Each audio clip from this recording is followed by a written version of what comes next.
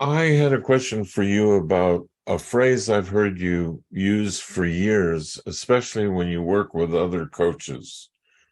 And the phrase is becoming a working coach. Can you say what you mean by that? What do you mean by a working coach as opposed to what other kind of coach? I love that, Steve. It's such a great question.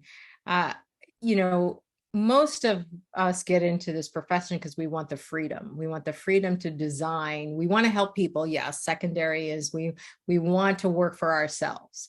And we want what we see master coaches doing, taking a month of vacation. We see them writing books. We see them do all these things. And the challenge I found with newer coaches is they want the master coach life without the work. Hmm. What they don't see is the work that the master coaches have put in. Few of us have uh, gotten to the level without actually showing up for work every day. And I say to my clients, would you fire you based on your work ethic as a coach? Because we can get distracted because we have to set our calendar, we have to set our day. And so the ability for us to get distracted, there are 1,000 distractions we can have when we work at home, whether it's laundry or food or, running errands or yoga or whatever. And yes, yoga can be a distraction if we know that we're avoiding creating conversations. And so it really came from me watching a lot of Hallmark and seeing the same actors who showed up for work every day. They shot anywhere from 3 to 6 movies a year. That meant learning a lot and dedicating to their craft. And so the ability for us as coaches to put, if we were going to show up to the office, are we showing up? Wherever if you're living in a 1 bedroom or a studio, do you have an area where you go to work? You go in your office, I'm not saying work 8 straight hours, but how much time are you going to work and actually show up in those times? And then we can use one of I recommend people all the time is use Time Warrior. Like, can you get quiet and just show up for work? If you're especially brand new and you don't know who to talk to, can you just get quiet at your desk and ask, who can I be of service to? And listen for an answer, listen for inspiration, and just follow through. Most people are surprised when they have that as an exercise, that the person who receives that is like, oh my gosh, I was just thinking about you.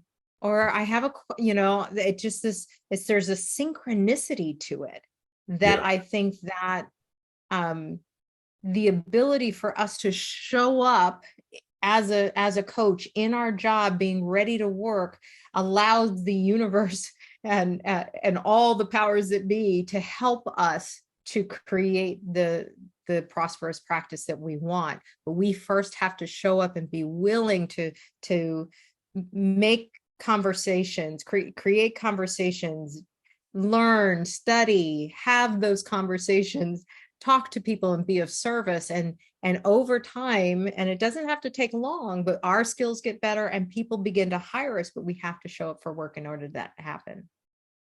Absolutely. I used to work as a client of Nathaniel Brandon, and he pointed out that anytime I said to myself, only I will know. So I'm not going to work this afternoon. I'm not going to connect with people, but I'm working for myself. So only I will know. Or I'm not going to do my exercise today, but if I don't, only I will know. He said, every time you tell yourself that and don't really show up for work or the things you're committed to, or you think you're committed to, that your self-esteem goes down. Because when you say only I will know, that means it won't be other people who I hold in much higher regard than I hold myself.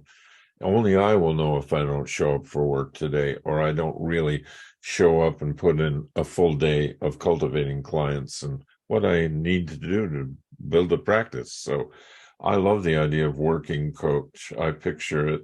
A lot of the work is like blue collar, communicate, get back to people, do all the things coaches do in a good work day. And self-esteem rises when you put in a good day of work. Yes, and if somebody is listening and they're like, well, what does that actually mean? Like, what would it look like? In the book, we talk about that client creation time, and I have a whole checklist. And when they go to Wealth Creation for Coaches, they can get the downloads of it. There's another one that they can print out and actually have available to them and check off. Oh, send a thank you. Oh, send an email.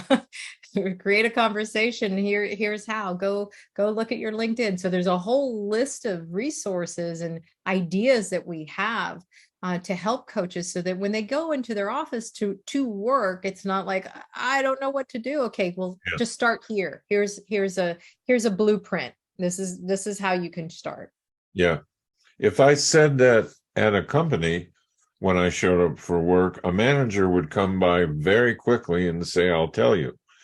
If I said, I don't know what to do. So we don't have that. That has to be us.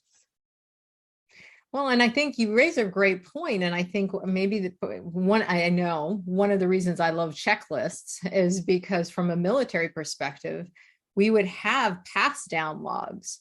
And so, and we had to in the military, in case somebody, there was demise of some kind, we needed to be back up to speed in any position within the organization and within the squadron. And so, we knew, okay, here are our daily things, here are our weekly things, here are our monthly tasks, here are our quarterly tasks, so that and we have that checklist in the book. It's that ability for us to really flex into, oh, I don't have to make it up every day. There's a list here that I can call on and say, oh, okay, here's something I'd like to do. And even if you just picked one thing off of that list, you'll be so much further ahead. Absolutely.